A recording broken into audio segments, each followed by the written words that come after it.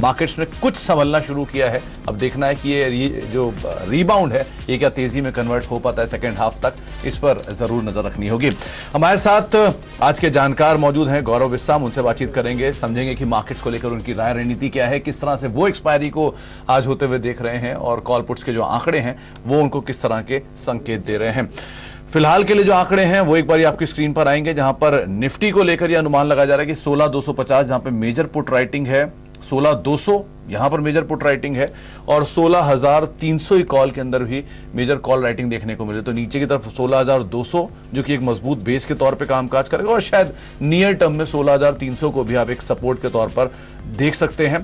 Bank Nifty case में जो अनुमान लगाया जा रहा है करीब करीब 35,700 की पुट के अंदर मेजर राइटिंग है, 35,500 की पुट के अंदर मेजर राइटिंग है और ऊपर की तरफ 35,900 की कॉल्स के अंदर भी या 36,000 कॉल्स के अंदर भी मेजर आपको राइटिंग होते हुए दिखाई पड़ रही है। तो यहां पर भी जो तेजी है वो 36,000 एटलीस्ट कैप होते हुए दिखाई पड़ रही है।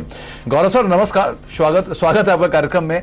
बेस तो नीचे बन रहा है करीब करीब 16,200 के आसपास का, निफ्टी में एटलीस्ट मान के चले 16,300 एक रेजिस्टेंस भी फेस करेगा। Good afternoon. देखिए, दो तरीके हैं आज का जो मूव है वो देखने के लिए। पहले अगर जैसे आप ऑप्शंस की बात कर रहे थे, अगर ऑप्शन आप देखेंगे तो आपने सही कहा कि 16,200 के पुट में राइटिंग है और 16,250 के पुट में भी राइटिंग कंफर्टेबल हो रही है। अगर आप नेट एडिशंस देखेंगे आज कितना उसमें ओआई गेन हुआ है तो उसमें काफी कंफर्टेबली आपको देखने मिल रहा है कि 16,250 काफी अच्छे से राइटिंग वाला हो रही है। और जो सबसे ब्रेकआउट के कगार है, फिर हम जब चेक करते हैं कि चार्ट्स पे वो कैसा लग रहा है, तो अगर आप हाफ आवर के चार्ट्स देखेंगे 30 मिनट्स के, तो फिलहाल एक छोटा सा एक parent formation, bullish parent formation में आ रहा है, उसकी ब्रेकआउट की कगार पे ही है। निफ्टी फ्यूचर्स की बात कर रहा हूँ मैं। तो अगर ये 16,270 16,280 अगर इसके ऊपर एक घंटे हाफ एन आवर क्लोजिंग अगर आता है तो मैं समझता हूँ कि जो कवरिंग आपको देखने मिल सकती है 16,300 में, वहां पे एक अच्छा जो सेल किया है वो एक पैनिक में कवर करेंगे और एक बार 16,330 320 तक के लेवल्स आपको एक स्विफ्ट मूव में देखने मिल सकते हैं। तो इससे अगर मैं दोनों को कंबाइन करूं तो मुझे लग रहा है 16,250 260 लोअर एंड पे और अपर एंड पे अगर देखें तो 16,340-50 के बीच में यहाँ पे एक बार लग रहा है कि एक्सपायरी होने के संकेत है, क्योंकि काफी अग्रेसिव डेटा नहीं है कॉल्स का भी जहाँ पे हम कहे कि बहुत अग्रेसिवली ऊपर जा सकता है।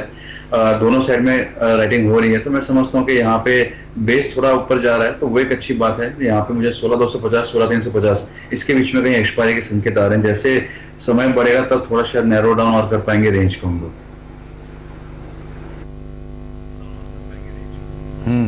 तो 16,250 16,350 की रेंज में कहीं एक्सपायरी होनी चाहिए और जैसे जैसे आंकड़े और बेटर होंगे तब सिचुएशन ज्यादा क्लियर होगी। लेकिन टारगेट्स आपकी स्क्रीन पे 16,375 ये टारगेट आपको गौरव जी दे रहे हैं निफ्टी को लेकर। 16,205 का एक स्टॉप लॉस यहां पर आपको मेंटेन करना। अच्छा गौरव जी, निफ्टी बैंक में वहां पर क्या करेंगे कि वहां पर भी 2 दिन का एक बड़ा मूव और उसके बाद एक दायरा, खासतौर से कल का जो जोरदार मूव था उसके बाद आज एक रेंज के अंदर अभी कामकाज हो रहा है, संभलेगा मार्केट्स नीचे से और वहां से भी तेजी आएगी?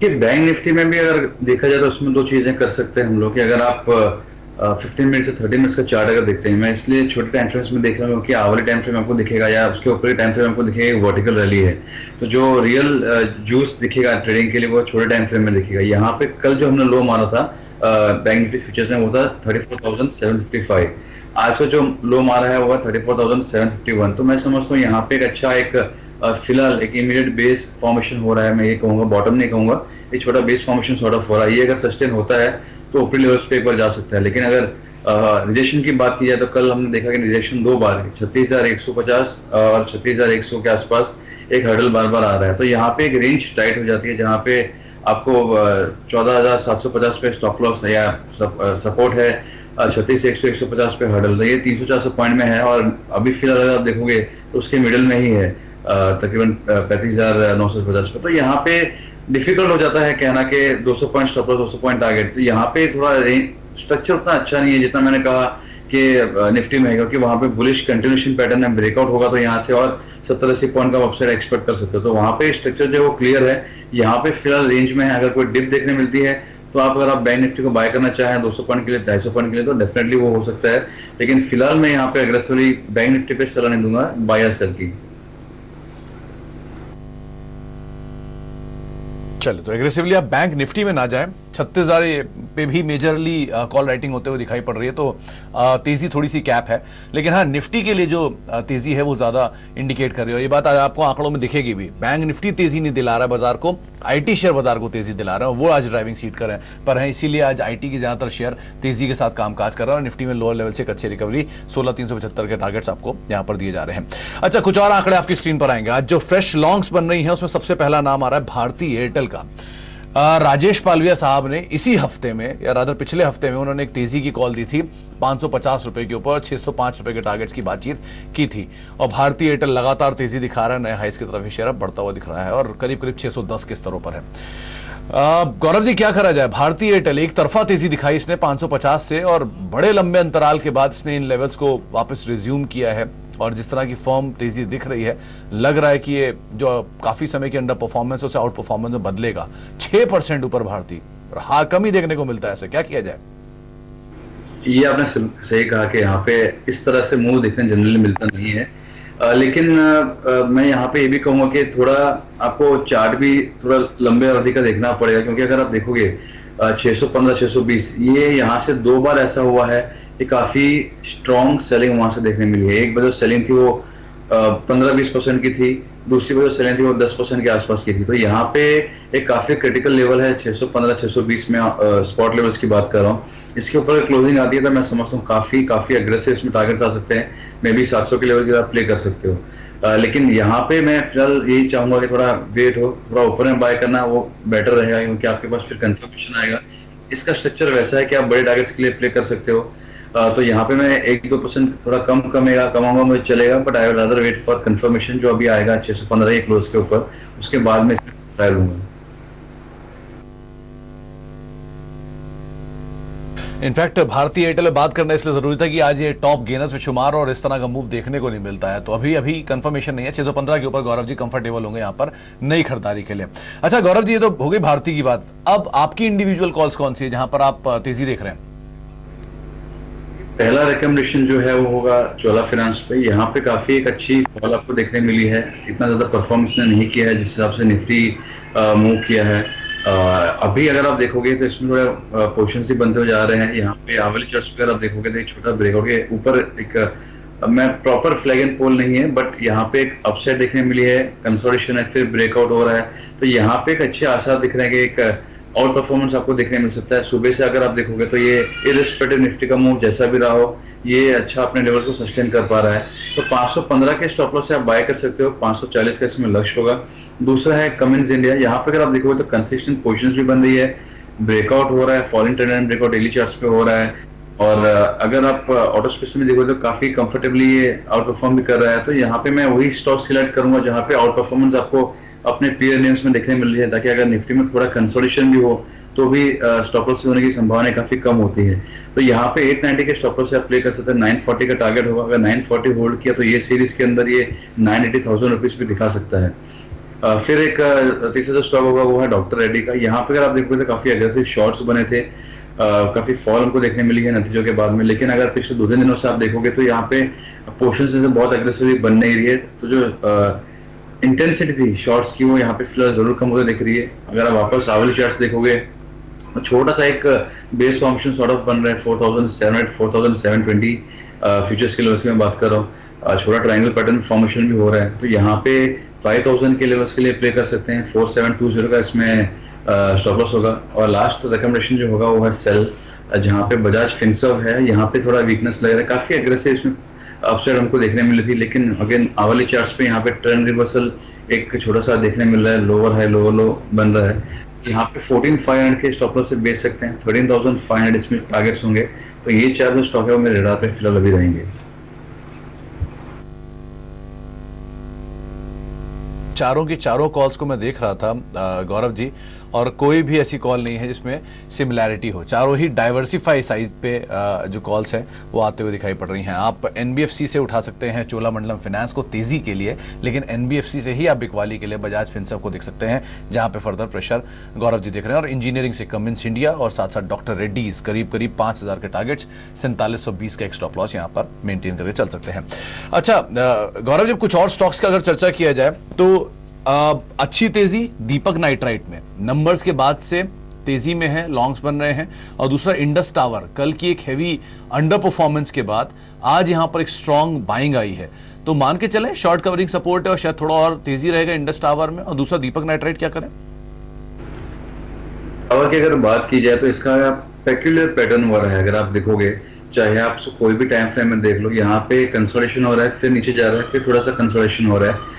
तो यहाँ पे मैं बहुत कंफर्टेबल नहीं हूँ बाय करने के लिए, क्योंकि आप देखिए आज के जो लो है वहां से एक स्मार्ट मूव आपको देखने मिल चुका है ऑलमोस्ट 10% के आसपास का। तो यहाँ पे फ्रेश खरीदारी की मेरे लिए उतना इंटरेस्ट नहीं रहेगा। रीजन ये है कि यहाँ पे 225 से 230 में एक अच्छा खासा रेशंस है, क्योंकि यहीं से ब्रेकडाउन वगैरह होता है। तो आप कह सकते हैं कि यहाँ से और 10 रुपीज का अपसाइड देखने मिल सकता है, लेकिन वो लुक्रेटिव नहीं रहेगा क्योंकि सपोर्ट्स भी उसके नीचे में आ रहे हैं। तो यहाँ पे मैं नहीं समझता हूँ इंडस टावर्स में तो यहाँ पे कोई ऐसा इंटरेस्टिंग आस्पेक्ट इसमें देखने मिल सकता है।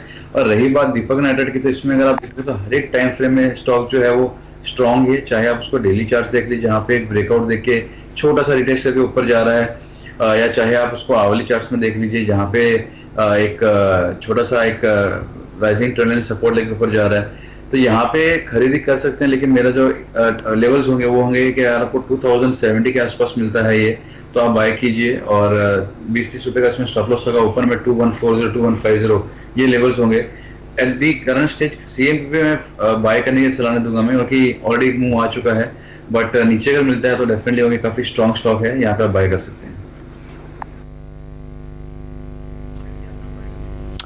तो दीपक नाइट्राइट स्ट्रॉन्ग स्टॉक है और आप खरीदारी कर सकते हैं। 2108 के स्तरों पर कामकाज कर रहा है, 2% के आसपास की तेजी देखने को मिल रही है। और इंडस टावर में लोअर लेवल से एक अच्छा पुल बैक आज जरूर आता दिखाई पड़ा है। एक ब्रेक का वक्त है, ब्रेक के बाद लौटेंगे। गौरव जी मेरे साथ मौजूद है, उनसे हम आगे बातचीत करते रहेंगे कुछ और स्टॉक्स को लेकर, साथ ही साथ एक सस्ता ऑप्शन भी जानेंगे। एक छोटे से ब्रेक के बाद लौटकर बातचीत करेंगे।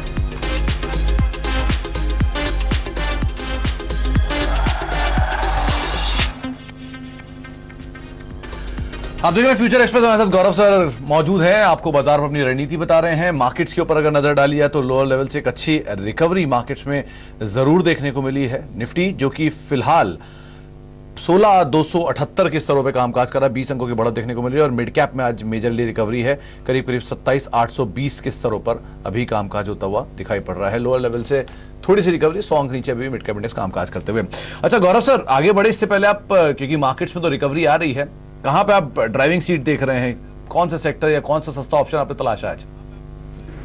देखिए यहाँ पे अगर आज 2 दिन से भी अगर देखा जाए, या 2 या 3 दिन का भी देखा जाए, तो आईटी स्पेस है जो आउट परफॉर्म कर रहा है। आज भी अगर आप देखें, जैसे आपने शुरुआत में कहा कि आईटी से एक निफ्टी को बैलेंस मिल रहा है, क्योंकि बैंक निफ्टी उतना परफॉर्म नहीं कर रहा है। बारिंग आईसीआईसीआई बैंक थोड़ा सा और एचडीएफसी बैंक निफ्टी अगर देखा जाए तो कुछ इतना है नहीं। तो मैं समझता हूँ उसी को मैं कैरी फॉरवर्ड करूंगा मैं, जहाँ पे एक आउट परफॉर्मेंस देखने मिल सकता है। और अमॉन्ग आईटी स्पेस कौन सा स्टॉक हो सकता है जहां पे आउट परफॉर्मेंस देखने मिले? तो स्ट्रॉन्ग सेक्टर का स्ट्रॉन्ग स्टॉक अगर आप लेते हो तो आपके चांसेस प्रॉफिटेबिलिटी के काफी बढ़ जाते हैं। सो उसमें अगर देखा जाए तो मैं एचसीएल टेक के साथ में जाना चाहूंगा। यहाँ पे अगर आप डेली चार्ट देखेंगे तो एक ट्रायंगल ब्रेकआउट आप बोल सकते हो डेली चार्ट्स पे हुआ है। अगर आप चाहिए तो आप रिटेस्ट करके ऊपर गया है, आप वो भी एक पैटर्न में देख सकते हो। तो काफी अग्रेसिव पैटर्न इसके अंदर बने हैं। और यहाँ पे अगर आप कोई भी टाइम फ्रेम में देखोगे तो स्टॉक जो है वो अपने मेजर मूविंग एवरेज से भी ऊपर ही चल रहा है। तो यहाँ पे आउट परफॉर्मेंस आपको देखने मिल सकती है compare to the peers in the IT space itself, not just Nifty. तो यहाँ पे 1070 कॉल पर बाय करने की सलाह दूंगा मैं, जहाँ पे मैं डबल एक्सपेक्ट कर रहा हूँ टारगेट 50 रुपया, और स्टॉप लॉस जो होगा 12 रुपए का होगा। तो अगर ये जितना सस्टेन कर सकता है 1050, 1055, मैं समझता हूँ अगले कुछ दिनों के अंदर इसमें काफी एक स्ट्रॉन्ग मूव आना चाहिए। नतीजे वगैरह खत्म हो चुका था, मैं समझता नहीं कि यहाँ पे कोई ऐसा न्यूज फॉर्मेशन आपको देखने मिल सकता है जहाँ पे कुछ स्टॉक अटके। तो यहाँ पे मैं एचसीएल टेक के साथ जाना पसंद करूंगा जी। तो एचसीएल टेक 1070 की कॉल, जो कि 25 पर आपको खरीदारी की राय दे रहे हैं गौरव जी, और 50 रुपए के टारगेट्स, 12 रुपए का एक स्टॉप लॉस यहां पर मेंटेन कर सकते हो। ये बात सही कह रहे हैं कि कोई ओवरहैंग नहीं है स्टॉक के साथ, और आईटी वैसे भी ड्राइविंग सीट पर है, तो इसमें तेजी फर्दर देखने को मिल सकती है। बहुत बहुत शुक्रिया गौरव सर हमारे साथ मौजूद रहने के लिए, बाजार पर तमाम शेयरों पर बातचीत करने के लिए। अच्छा, जाने से पहले 2 स्टॉक को मार्क करेंगे। एक है Steel Authority of India Limited, SAIL, lower level से एक अच्छा पुल बैक है स्टॉक के अंदर, मेटल में टेलविंड है और दूसरा नंबर्स भी हैं, तो उससे ठीक पहले यहाँ पर कुछ मूव आता हुआ दिखाई पड़ रहा है। सेल का स्टॉक एक बार देखिए, एक अच्छी तेजी वहां पर बनते हुए दिखाई पड़ रही है, दिन के ऊपरी स्तरों पर आ गया। दूसरा सिप्ला, यहां पर भी नंबर्स हैं और नंबर से ठीक पहले शेयर दिन के ऊपरी स्तरों पर कामकाज करते हुए सुबह से एक रेंज में था और अब रेंज के अपर एंड की तरफ सिप्ला पहुंचता हुआ दिखाई पड़ रहा है। एक अच्छी तेजी वहां पर भी बनते हुए दिखाई पड़ रही है। 947 949 का हाई कुछ देर पहले बनाकर आया, रफली 1% के आसपास ही बढ़ा था, दिन के ऊपरी स्तरों पर है।